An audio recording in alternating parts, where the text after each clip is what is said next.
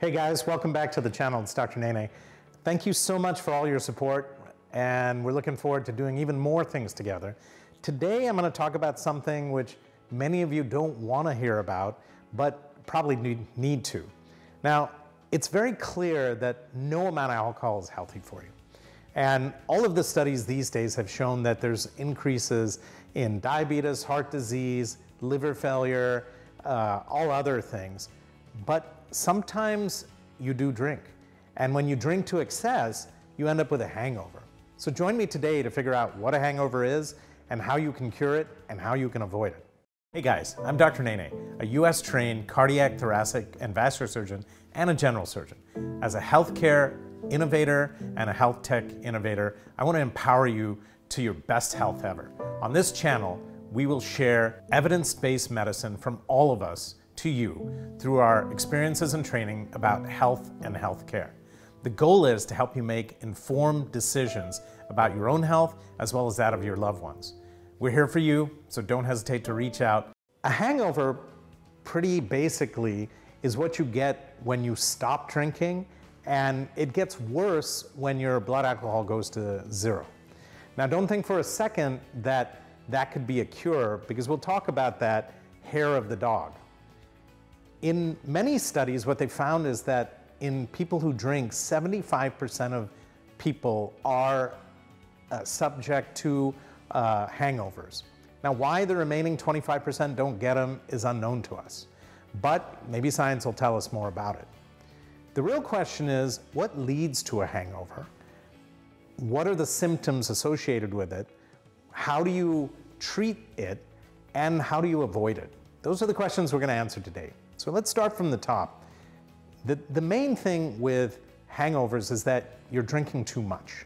And in a normal 70-kilo person, anything over 1 drink per hour is too much for the liver to metabolize and results in you building up all types of metabolites and leads to complications later. You won't feel them while you're drinking. It's when you stop drinking that you'll start to have symptoms.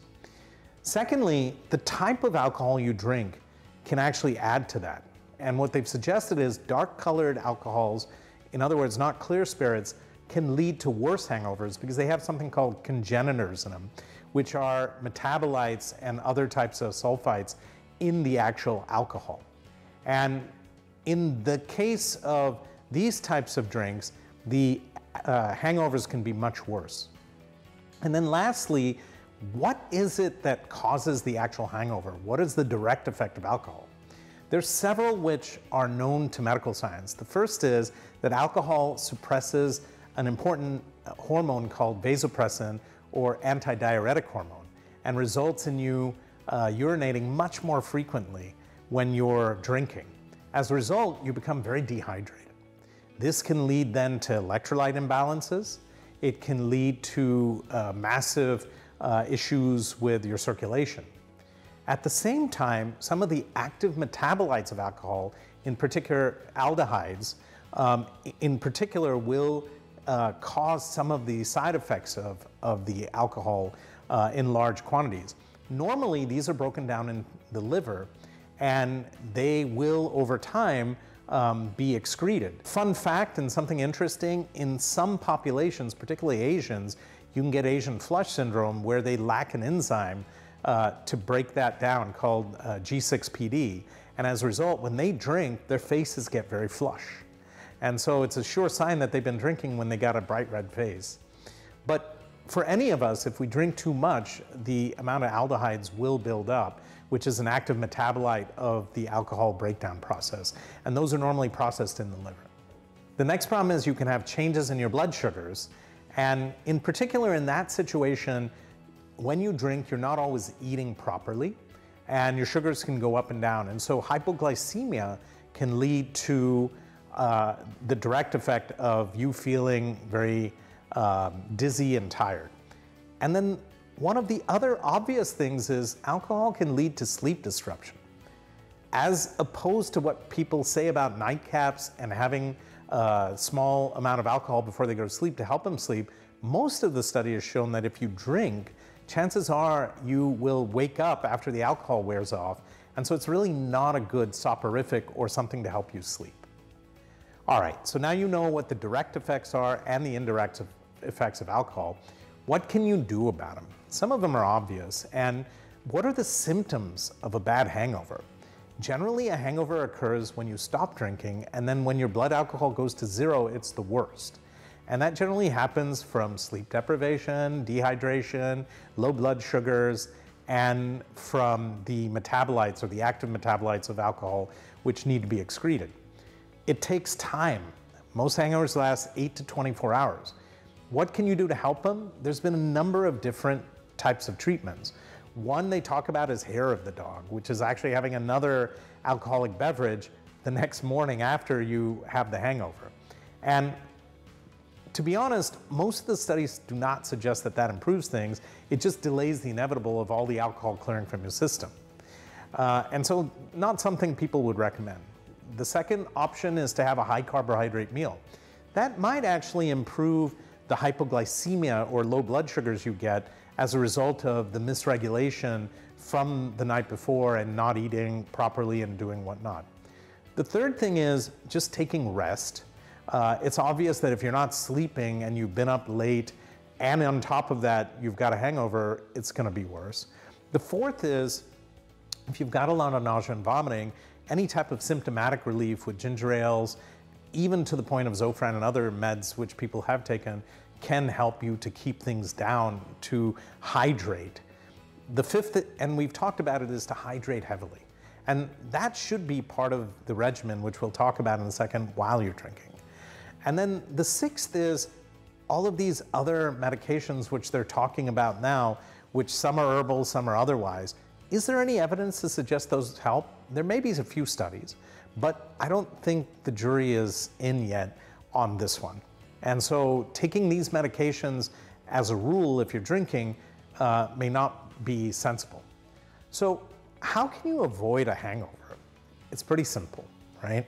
The first is don't drink, all right?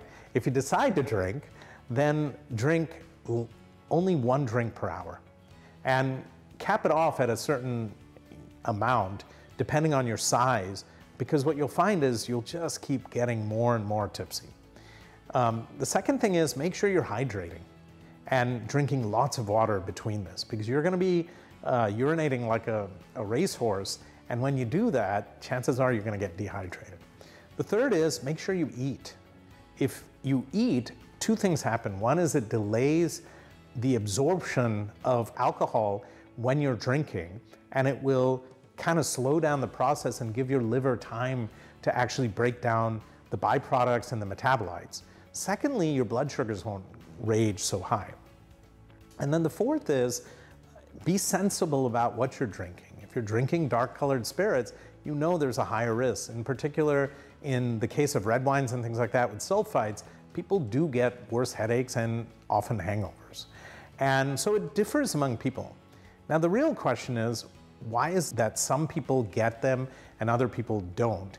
And there's some theories about that in terms of your overall body water content.